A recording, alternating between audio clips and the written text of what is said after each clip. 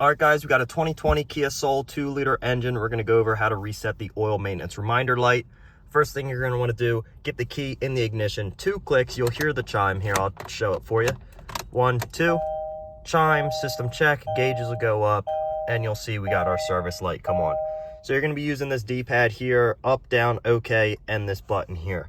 You're going to click the menu buttons, and it'll scroll over on the top right, come down to settings.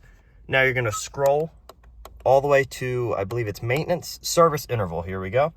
You're going to hit OK. And then you can enable it. And now that we have it already enabled, you can adjust it if you want to make it shorter or longer. Here we have reset, and that's all we're interested in. Reset time and distance. Go ahead and hit OK again.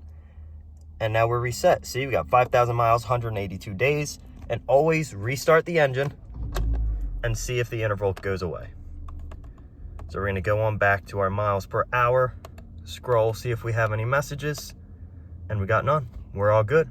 Hopefully this helped. I have a whole playlist of other vehicles for you: Chevy, Ford, Volkswagen, Chrysler, literally everything you can work on. I have at least one car from. Go ahead and check that out. Have a good day.